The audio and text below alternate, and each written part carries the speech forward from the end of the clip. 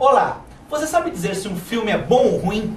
Pois é isso que nós vamos conversar hoje, agora, aqui, em 20 segundos, sobre crítica de cinema. Não sai daí.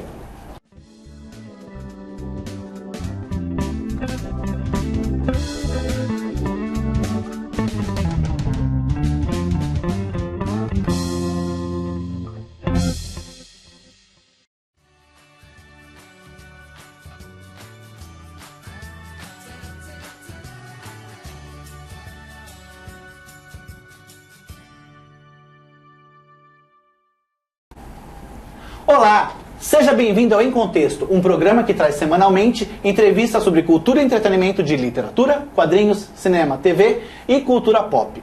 E aproveite agora, antes de assistir às entrevistas, a essa entrevista, no caso, para curtir esse vídeo e assinar o nosso canal para receber notificações de novas entrevistas, tá certo?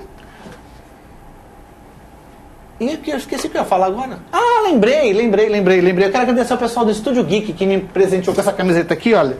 Bem legal, bem bacana, da Guerra Civil, do time do Capitão América. Semana passada eu já vim com a camiseta do time do Stark, mas eu não sou muito fã do Stark não, mas tudo bem.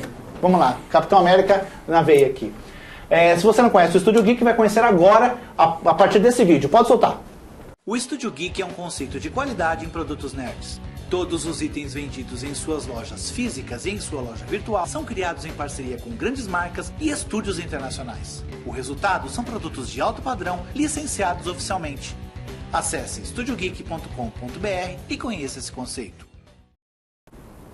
Eu tô ficando velho, eu tô esquecendo as coisas. Pessoal, agora eu vou apresentar vocês para os meus convidados. O Hamilton Rosa Jr., e o André Morelli. Tudo bem, pessoal? Tudo bem, opa. Só quero saber o seguinte, Capitão América ou Tony Stark, Homem de Ferro? Bom, eu sou um leitor dos quadrinhos, óbvio que eu sou do time do Capitão América. E Hamilton? Não, eu sou a favor do espetáculo, cara. É, a briga. Eu sou a favor do espetáculo. É que nem você chegar e falar assim, você é corintiano, você é palmeirense. Cara, o meu negócio é ver o jogo. O jogo... Beleza.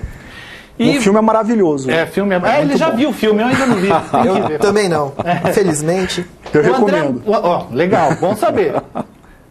O André Morelli, ele é jornalista de cultura pop do site popground.com.br e também da revista Mundo dos Super-Heróis, né? Exato.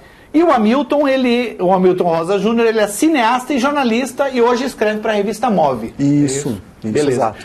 A gente vai falar sobre crítica de cinema. Então eu já vou começar, sem perder tempo, já fazendo uma pergunta para o Hamilton. Ô Hamilton, o que um filme precisa ter para ser considerado bom?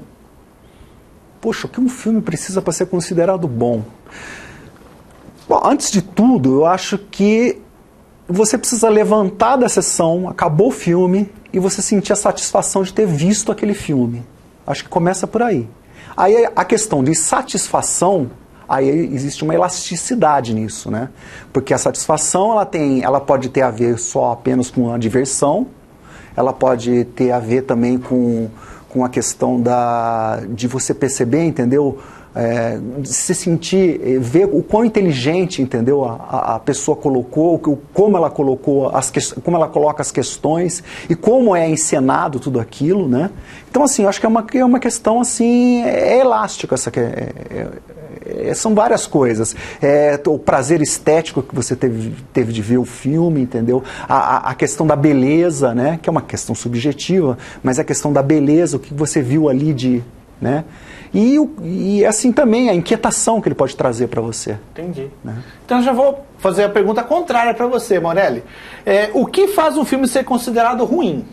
Bom, vamos lá, né? Eu acho que a experiência de sentar na cadeira de um cinema para assistir um filme é uma experiência de ser convencido de que você assistiu um grande espetáculo.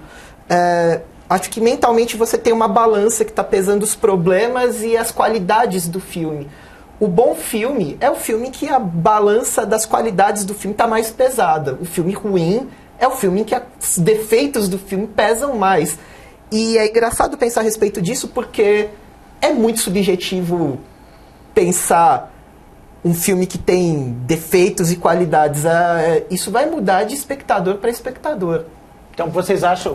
Isso tem a ver também com a formação que você tem, né? Não estou dizendo assim, informação em termos de estudo apenas, mas em termos de vivência também que você tem, né?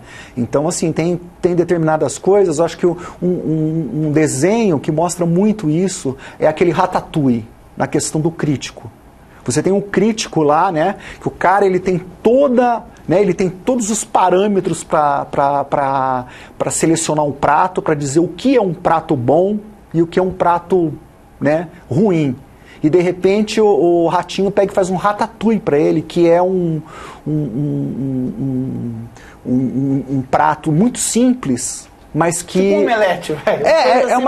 É tipo um omelete, e que aquilo lá, entendeu, remete à infância dele. Então, assim, a hora que ele... Todo mundo viu o desenho aqui, né? A hora que ele coloca a colher na boca, desarma ele completamente. Ele fica completamente desarmado por aquilo. Então, acho que essa questão de subjetividade, de você analisar o filme, de você estar ali prestando esse serviço, ele vem junto também com essa questão da surpresa, do inesperado. De repente você está lá e, caramba, me desarmou, me derrubou. O filme é um catalisador nesse sentido. Ele vai mexer com as suas experiências pessoais e cada um tem a sua história de vida. Então, então me diga uma coisa, Morelli. Por que o público acha bom um filme que os críticos acham ruim? Se é dessa forma como você está falando.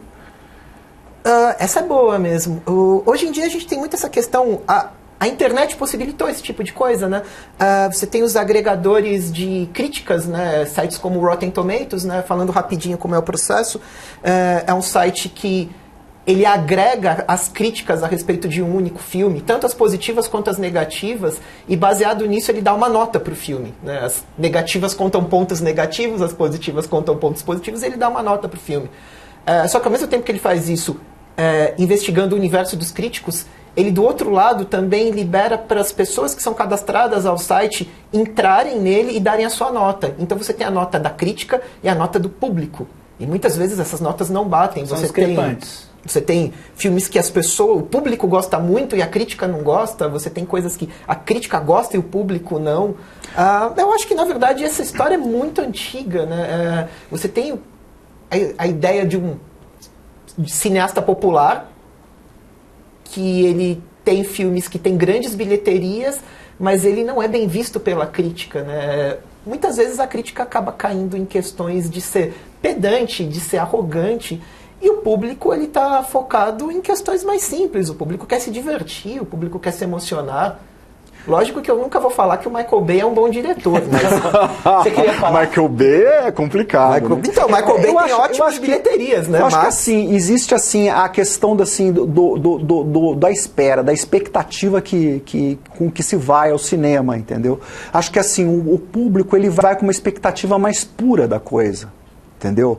E o crítico, ele vai realmente com o pé atrás. Ele vai, entendeu? Buscando, ele vai julgar aquilo. Né? Ele vai criar um julgamento sobre aquele filme, né? Enquanto que o público não, ele vai com uma expectativa mais, como é que se diz? Ele vai estar indo normalmente para se divertir. A questão só, eu acho que é um detalhe que é importante colocar, é que muitas vezes isso acontece também, por quê? Porque o público está indo para se divertir, muitas vezes ele está indo para ver o já esperado.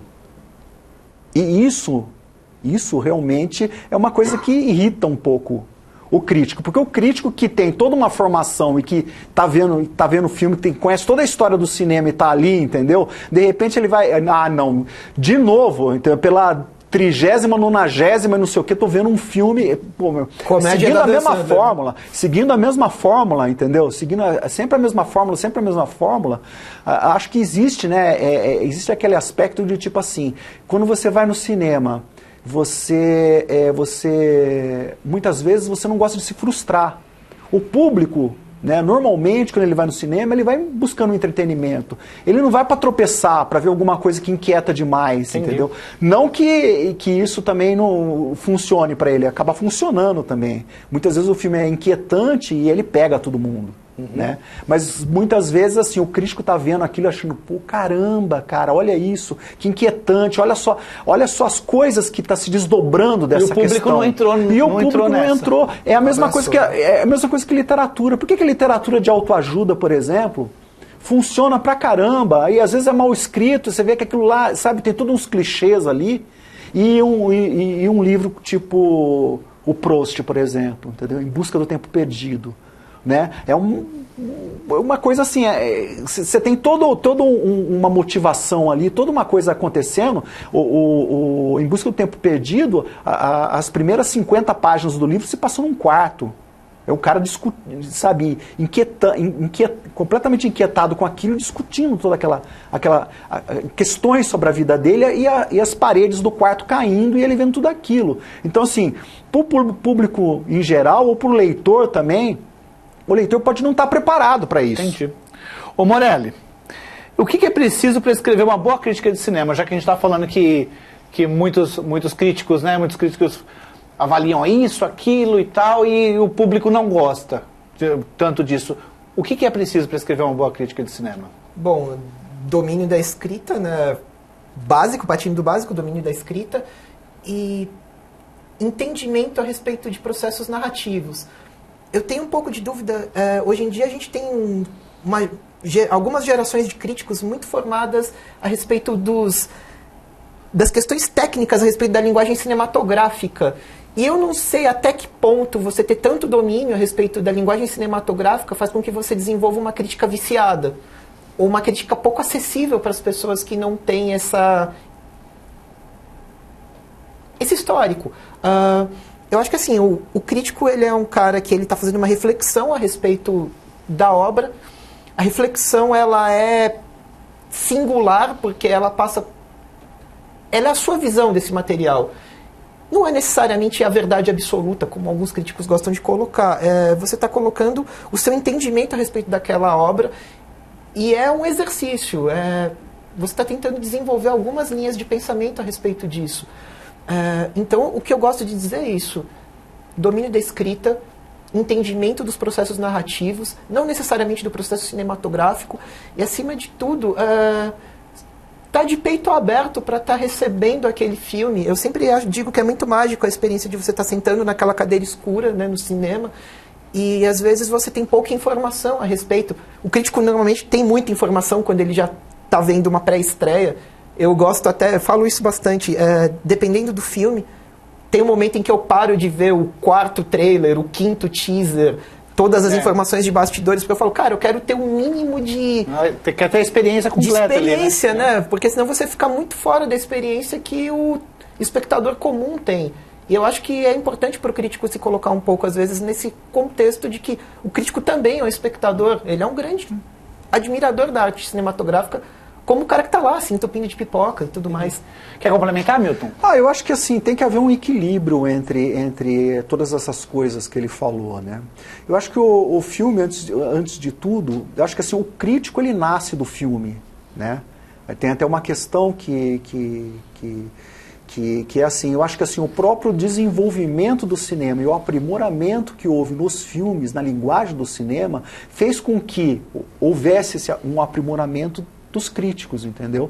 Porque, na verdade, assim, é uma questão do diálogo do filme. Eu acho que assim, o crítico, ele tenta abrir janelas para o leitor ou para o espectador para tornar aquela experiência até mais duradoura do que foi, entendeu? Então, eu acho que assim, a crítica ela funciona para quem gosta de cinema, sabe? Para quem está lá só para, eu vou lá para ver o filme como passatempo, entendeu? O leitor da crítica, eu acho que não é esse cara que está atrás só do passatempo. Deixa eu aproveitar que você está com a palavra aí. Você já veio aqui, a gente já falou sobre a biografia do George Lucas, né? Sim, inclusive vocês verdade. Em casa, é só clicar aqui embaixo que vocês vão direto para a entrevista dele. Você disse que o George Lucas ele não é, por exemplo, um bom diretor de atores. O que faz um bom diretor de atores?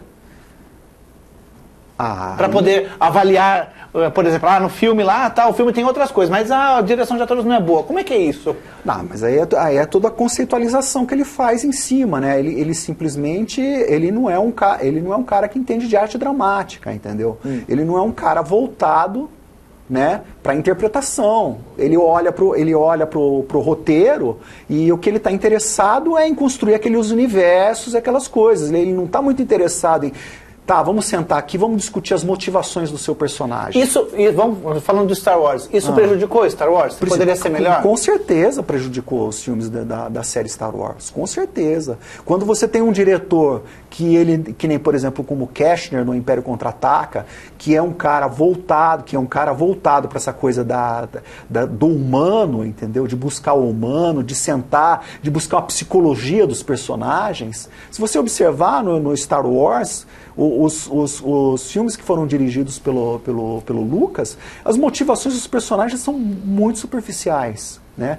Você pega, por exemplo, o terceiro filme da série, que é o momento em que há a transformação do Anakin, que ele sai do lado dos Jedi e vai para o lado negro. Aquela transformação dele não tem nuances. É um negócio assim, ele sai do destemido salvador de princesas e vira matador de criancinha. Entendi. Entendeu? Em questão de 1 minuto acontece isso. Então, isso e aí você pega e fala assim, mas isso aconteceu por quê? Aí você vê que o imperador tá olhando para ele e tá hipnotizando ele. Mas peraí. Sabe? Um cara, entendeu? Ele teve todo o desenvolvimento na escola, na academia Jedi, e ele agora acabou, sabe? Como crítico, você saindo do cinema, isso era uma coisa que você ia falar, isso é um ponto negativo pro filme. Cara, essa questão da gente falar quando o filme é ruim, né? Eu acho que assim, o filme é ruim quando você sai dele, cara, você fica até com vergonha de que você tava ali dentro, entendeu? Entendi. Você sai de lá, você vai falar, caramba, olha só o que eu vi, cara. Existem erros e erros, né? Existem erros que você releva. Que vergonha, cara. Eu tô aqui, eu fiquei até o fim pra ver isso, sabe? Entendi. Ô Morelli, você acha que a internet fez a crítica evoluir? A internet fragmentou a crítica, né? A gente tem hoje em dia muitos tipos diferentes de críticas. Na verdade, eu inclusive sou uma cria desse universo de fragmentação de críticas, né? Eu sou um jornalista e sou um crítico de cinema, mas eu também sou conhecido por ser um crítico especializado em cultura pop. Isso quer dizer que eu tenho um conhecimento anterior de todos esses materiais que às vezes o crítico normal não tem. Eu sei o que é a Guerra Civil porque eu li a Guerra Civil nos quadrinhos. Eu sei o que é a mitologia do Batman porque eu leio Batman desde que eu tenho 10 anos de idade. Isso cria para mim uma outra forma de entender esses materiais. Entendi. E hoje em dia a gente tem isso de uma forma cada vez maior. Entendi. Continuando com você e estendendo a pergunta para o Hamilton, você acha que a crítica ainda tem o poder de levar aquela pessoa ao cinema, aquela que não estava afim de ver aquele filme? Aí a crítica faz com que ela tenha vontade de ir, e o contrário, ela está louca para ver aquele filme, e aí uma crítica ruim faz com que a pessoa perca a vontade de assistir. Você acha que existe isso hoje ainda? Então, nesse processo que eu estava comentando, da fragmentação da crítica, eu diria que hoje a gente não tem mais críticos que têm um grande poder de influenciar sozinhos o público. O que a gente tem hoje em dia é um processo de onda. Existem muitos sites, existem muitos blogs, existem muitos agregadores de conteúdo, e as pessoas, na verdade, elas não estão olhando para um único indivíduo, elas estão olhando para uma reação em cadeia. Elas vão olhar. Uma tendência. Uma tendência. Se você vai ter uma série de críticas favoráveis ou se você vai ter uma série de críticas negativas. E sim, eu acredito que isso ainda tem muita força e isso levanta ou isso acaba com o filme. Eu acho que também aí tem a questão da reação, sabe? Assim, me deixa irritado, cara, quando você pega e você começa a ler críticos, né, resenhas, na verdade, a maioria é resenhas. Você começa a ver resenhas, assim, que essas resenhas elas são muito parecidas com o que o marketing da distribuidora está criando sobre. Né? E aí você começa a ler, cara, aí você vê, pô, chega na sexta, na sétima, e vai seguindo esse caminho. Então, assim, eu acho que empobrece, a internet, ela empobrece quando você vê um grupo de pessoas agregando essa onda. entendeu? Agregando. Então, assim, o que eu fico procurando? Eu tenho algumas pessoas que eu uso, que eu acabo usando como baliza em torno disso.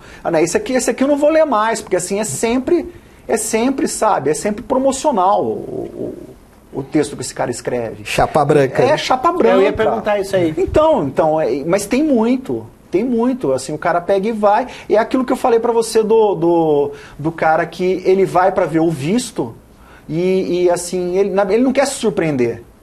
Ele quer ver ele quer chegar lá, entendeu? E ver que o que vai acontecer assim, assado, não sei o quê, e no final os caras o mocinho e a mocinha vão se beijar e pronto. Ele quer ver isso, um negócio bem produzido, vistoso, tal, entendeu? Mas que não leve ele a inquietações muito que façam ele tirar a noite do sono. Sem reflexão, né? Sem reflexão. Então, quando você vê um crítico pegando e fazendo esse tipo de coisa também, aí já é demais, né? A gente vai continuar o papo, mas eu quero deixar um recado pro pessoal de casa. Pode soltar. Se você escreve contos, crônicas ou poemas, você precisa participar das coletâneas literárias da Andros Editora. Acesse www.andros.com.br e envie seus textos.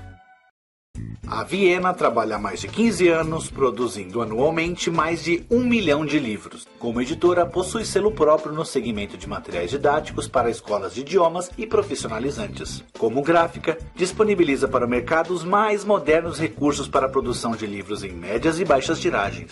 Acesse portfolioviena.com.br e conheça essa solução gráfica. Pessoal, a gente recebeu alguns livros para a Galeria do Em Contexto, livros muito legais. Eu queria que vocês dessem uma olhada. Só um minutinho, pode soltar.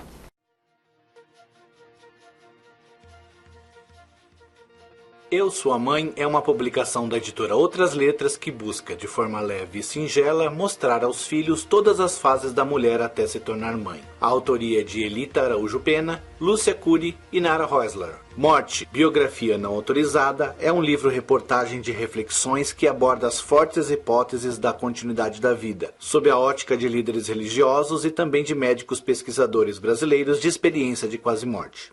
A autoria é do jornalista Fernando Porto e a publicação é da editora Edissal. Amantes, uma história da outra, é uma picante mistura de história, biografia e panorama cultural. O livro destrincha as motivações e virtudes das mulheres, fictícias ou reais, que foram dispostas à margem da sociedade ao se verem na posição de amantes. A autoria é da pesquisadora Elizabeth Abbott, a tradução é de Clovis Marx e a publicação é da editora Record. A Rainha das Sombras é o 4º volume da série Trono de Vidro, eleito o melhor livro de fantasia de 2015 pelo Goodreads. Best-seller do The New York Times, a saga escrita por Sarah J. Maas em breve ganhará adaptação para a TV. A publicação é da editora Record pelo selo Galera. Se você quer ver o seu livro ou memorabilia nerd na Galeria do Em Contexto, basta enviar para Programa Em Contexto, Caixa Postal 80846, São Paulo, capital. O CEP é 03613-970, aos cuidados do setor de conteúdo. Pessoal, quem são os grandes críticos na ativa hoje? Pra quem? Começa você. Pra quem quiser. Eu prefiro não dizer nomes, cara.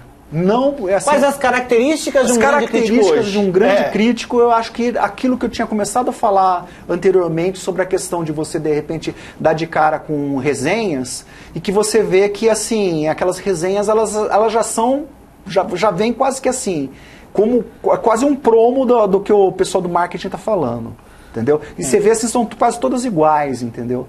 Acho que para começar tem que haver uma busca de alguma coisa inusitada, entendeu? De uma reflexão pessoal sobre aquilo que você está vendo, entendeu? E é claro, e tem a ver com todo o estudo que você faz a respeito da ciência mesmo, da ciência de você ver o filme, né? Da questão estética do filme, da questão estética, da questão da linguagem, né, que é utilizada, entendeu? E basicamente é isso. Você não quer falar nomes, mas eu vou falar um nome que de um crítico. Bom, o crítico tem uma carreira tão grande que em algum momento pode ter escorregado, pode ter feito algo diferente do que eu vou falar agora, mas das que eu vi, eu achei isso legal. O Rubens Edivaldo Filho. Ele falava assim, teve uma entrevista que eu vi que ele falou assim, o filme tem isso. Pra quem gosta, é um prato cheio. Eu percebi que ele não gostou do filme, mas ele avaliou o filme de uma forma que, dos pontos positivos, pra quem gosta daquilo. Ele foi diplomático. Ele foi diplomático. Ele falou, pra quem gosta, é um prato cheio. Ou seja, não é tudo que eu gosto que você tem que gostar, né? Imagina, o Rubens Evald ficou, acho que 20 anos sendo o narrador, o comentarista oficial do Oscar.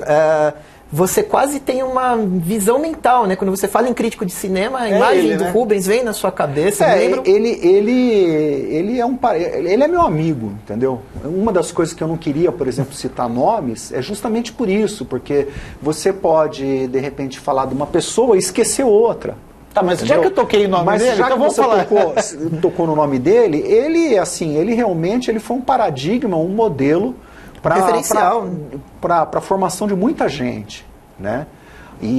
Mas assim, é claro, existem uma série de outras pessoas, entendeu, que estão envolvidas também nesse mercado, inclusive da nova geração, tem críticos muito bons aí, né? Atuando, né, em sites, em blogs, né? Alguns inclusive são professores, né? São professores que estão dando aula e tudo mais. Eu acho que assim, a crítica, eu acho que a gente está discutindo essa questão de crítica, o que é um bom filme, o que é um mau filme e tal, mas eu acho que assim, a crítica hoje em dia, o crítico de cinema é uma figura importantíssima do ponto de vista educacional.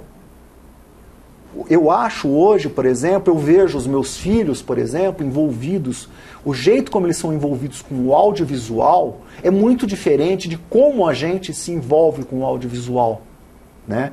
Então eu acho mesmo que, por exemplo, assim, nas escolas, no ensino médio, por exemplo, deveria haver uma matéria de audiovisual.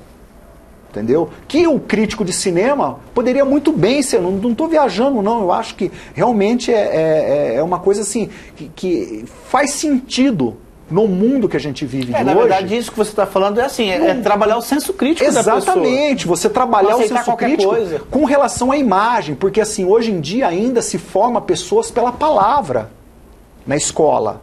Só que, hoje em dia, a imagem é tão forte quanto a palavra. A predominância da imagem, né? Você tem os seus filhos ali no iPad, no smartphone, assim, o tempo inteiro ali vendo coisas, entendeu? E essas coisas que eles estão vendo, entendeu? Até onde isso daí, entendeu? Até onde o que eles estão vendo é instrutivo, é interessante, até onde aquilo não é manipulativo, entendeu? Entendi. Então acho que isso daí é interessante para eles, formar o senso crítico deles com 16, 17 anos. Era interessante que houvesse, entendeu, no ensino, um envolvimento cada vez maior com essa área da imagem. Legal, boa ideia isso, viu? Não sei, isso bem rapidamente para mudar de assunto, isso daí é uma ideia sua ou você já viu mais alguém falando, algum projeto? Na verdade o que está acontecendo? Ultimamente eu estou indo nas escolas de ensino médio e eu estou dando uma palestra sobre a questão de semiótica. Sim. Eu estou fazendo isso, né? E é muito interessante de você ver como essa geração lida com essa questão da imagem. Né? Eu percebo muito que, assim, às vezes, eles não conseguem... É que eu não quero generalizar, entendeu? Mas, às vezes, assim, o que existe por trás, o background, às vezes eles não conseguem perceber. Então eu acho que assim, essa questão das palestras, da semiótica, ela é importante para essa geração, porque permite entrar em contato com essa possibilidade de ver a coisa que não é só aquilo que está na frente. O que tem por trás daquilo que você está vendo. Entendi. Ô Morelli, mudando de assunto aqui. Eu só quero voltar um pouquinho no assunto. Então, eu quero falar só um caso rápido. Eu lembro uma primeira vez em que eu fui numa cabine e encontrei o Rubens Evald Filho. E foi muito legal. Eu tava com outro amigo e a gente ficou se cotovelando assim. Olha lá, o Rubens Evald Filho. No caso foi terrível, porque a gente foi ver o Speed Racer dos irmãos Wachowski, que foi um abominável. Mas eu lembro que a gente sentou... Eu acho que eu fui dessa aí. A gente sentou próximo do Rubens Evald Filho para poder ver as caretas que ele fazia enquanto assistia o filme. Ele fez caretas horríveis, o filme era péssimo. É só isso que eu queria contar. Então tá bom. Pra quem não sabe, em casa, a cabine é aquela exibição que Como é que chama? Que é feito para a imprensa. Que é feito As pra distribuidoras, distribuidoras elas organizam para os críticos assistirem o filme antes, para poderem comentar no dia da estreia. Né? No dia do Eu ia lançamento. falar tudo isso daí. Só me faltou a palavra distribuidora. A crítica especializada mudou nas últimas décadas? Por exemplo, como era a crítica de um filme na década de, sei lá, de 40, 50? É diferente de hoje? A crítica mudou muito. A crítica, a crítica cinematográfica é um gênero novo dentro da crítica, do mesmo jeito que o cinema é um gênero novo dentro da arte. Os dois caminharam juntos e caminharam no sentido de que o cinema, nas suas primeiras décadas, ele era entendido como um entretenimento de baixo custo e sem valor artístico. Então, nesse sentido, a crítica ela caminha para poder justificar o valor que o cinema tem. E à medida em que o cinema se torna mais complexo, que o cinema desenvolve uma linguagem própria, a crítica cinematográfica também desenvolve uma linguagem própria. O dinheiro influencia nisso daí? Produções bilionárias? Cara, não necessariamente. A gente vai ter uma estrutura cinematográfica montada na década de 20, onde a gente está vivendo o auge do cinema mudo.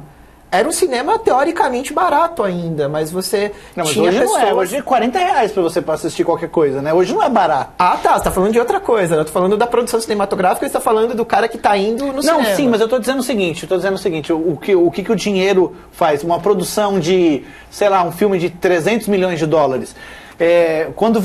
Quando antigamente os filmes não eram tão caros assim. Hoje são. Hoje são um investimento bem maior do que era feito antes. Então hoje tem essas cabines de imprensa, esse tipo de coisa. Então há um investimento também na imagem, né? Então não sei se isso influencia também na crítica, né? Os filmes os projetos se tornaram muito perigosos.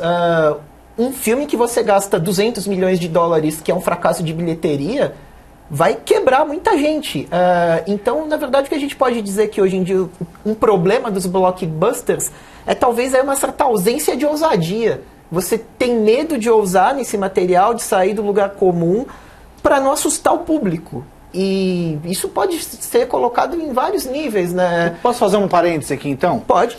A gente está falando de cinema, mas eu vou falar de novela.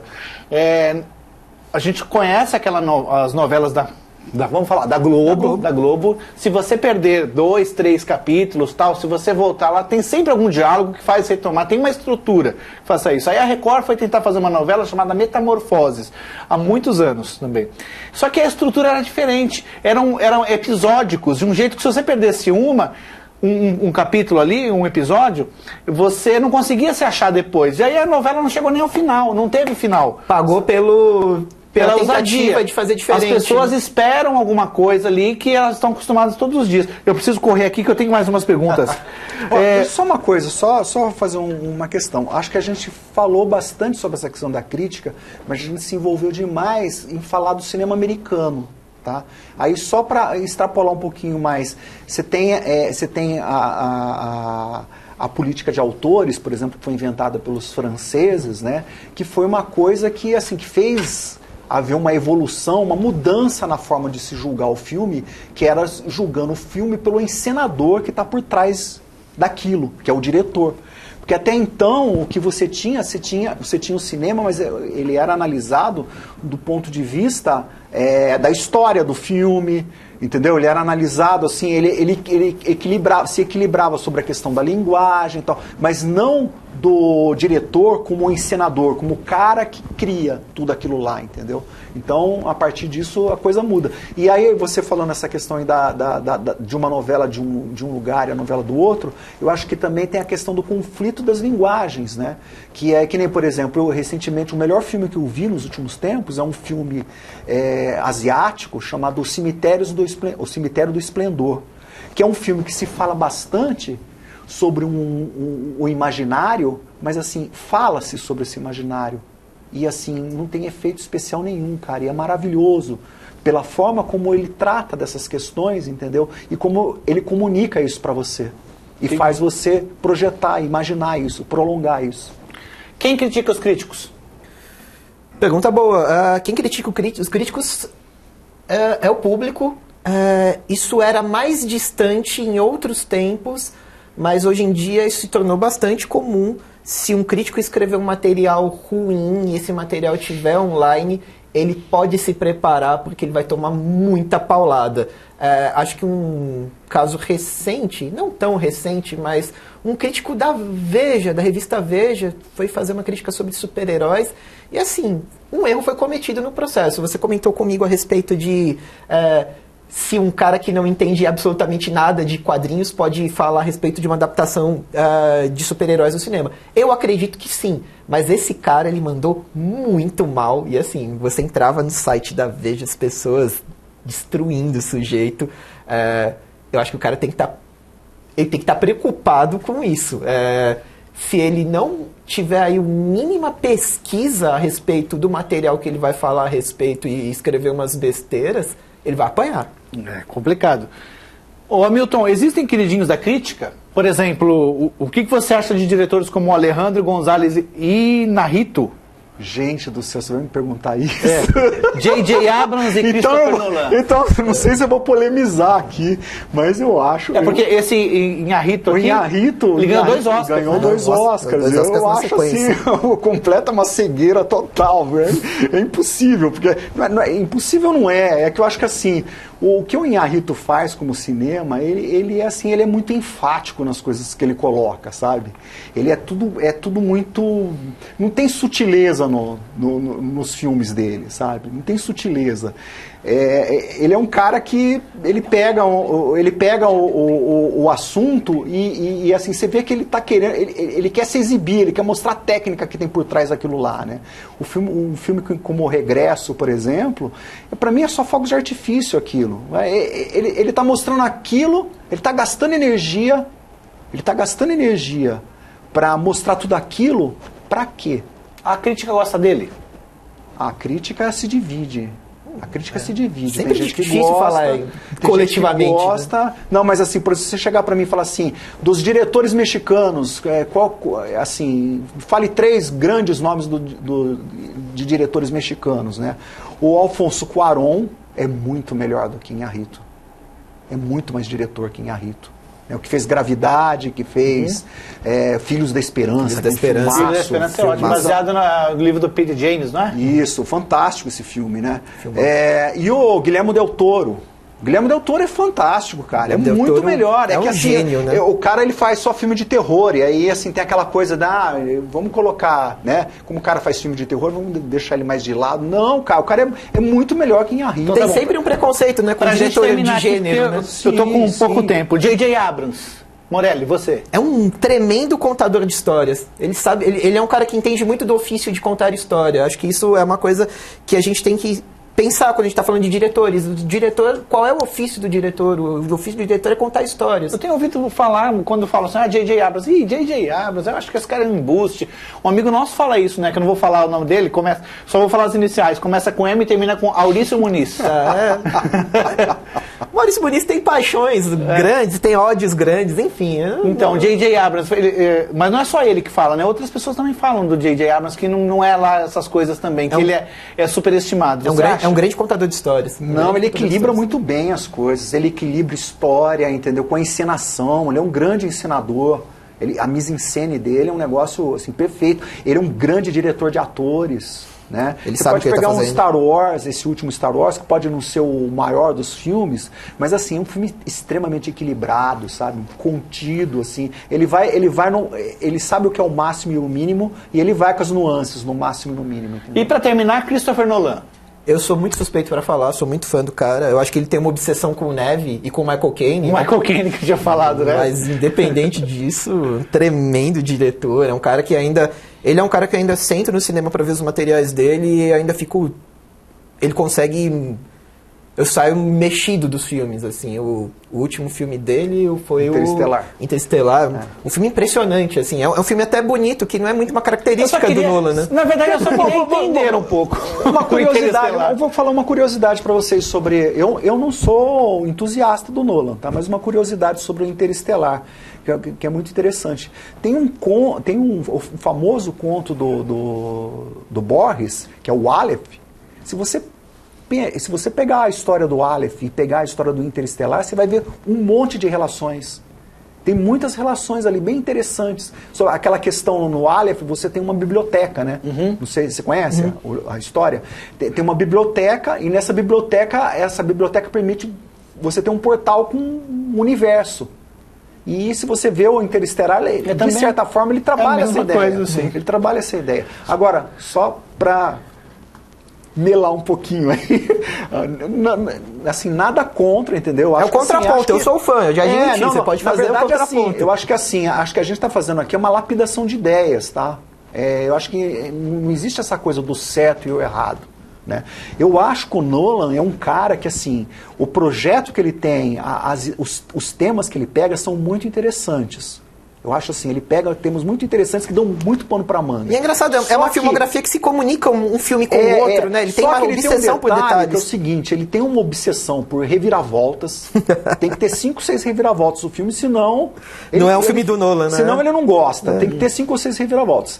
E ele tem uma mania de menosprezar a inteligência do espectador. E aí ele explica.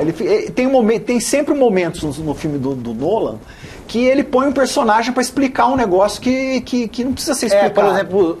Por exemplo, no Interestelar, o buraco de minhoca. Vão lá explicar o e aí vai explicar de novo, e não sei o que, e fica reiterando, entendeu? E ele fica reiterando. Gente, acabou o tempo. Olha só, vou colocar aqui na tela o contato do Morelli, que é o site popground.com.br, que lá tem resenhas, tem muitas críticas suas também de filmes, quadrinhos, uma porrada de coisas também, né? Então o pessoal já te conhece aqui, agora vai lá conhecer como você é como crítico. E também... Espero que gostem. Espero que gostem. E no caso também do Hamilton, que é da revista move.com.br, que também tem críticas suas lá também, né? Tem vários artigos também. E o pessoal pode procurar também os meus textos no críticos.com. Críticos.com. Que é um site bem bacana. Legal. Gente, obrigado pela... Que isso, uma pena que só durou isso. Pela discussão, né? Até a parte 2 do programa, quando a gente volta. A gente volta. A gente vai fazer uma trilogia, né? Sobre críticas. É isso aí. Gente, valeu. Muito obrigado mesmo. E antes de ir, eu quero dizer aqui falar uns abraços aqui para uns amigos, tá? Para o Luiz Trigo, um grande abraço. Para a Cimeia Rossetti, que é minha amiga de infância, no tempo da escola. Para o Carlos Nassi. O Nassi, eu fiquei de olho nesse cara aí, porque ele vai desenhar um projeto meu aí bem legal, um desenhista fantástico. Para o Thiago Spiked, que tive o prazer de fazer uma mediação com ele, é um desenhista ótimo também. Para Karina Monteiro, uma jornalista gente boa. Para Lívia Estevox, cosplayer e também autora lá da Andros. Também como autor da Andros, o Alisson Freire. Obrigado. Para o Alex Nunes, que fez a música de abertura desse programa aqui. Quero te agradecer muito, porque eu adoro. Para o Alexandre Calari, amigo nosso, né? Um amigo nosso aqui, que teve a audácia de ir lá para Londres, bater na porta do Alan Moore e ser recebido e tomar chá com o Alan Moore, caramba! Depois daquilo, o Alan Moore mudou de casa. Ele mudou de casa. Ninguém nunca mais vai encontrar o Alan Moore. Exatamente. E pro Lian Alvesan, um grande amigo também, que na verdade é Leandro Alves dos Santos, mas eu que o batizei. Coloca assim, Lian Alvesan, que é melhor para um ilustrador. E ele adotou, então eu batizei o rapaz. Muito obrigado aqui. Gostaram da entrevista como eu gostei? Então tá bom, deixe seu comentário aqui embaixo e dizendo se você gostou, se você não gostou, quais são as críticas que você faz dos filmes. Agradeço bastante sua audiência. Espero você no próximo programa. Tchau!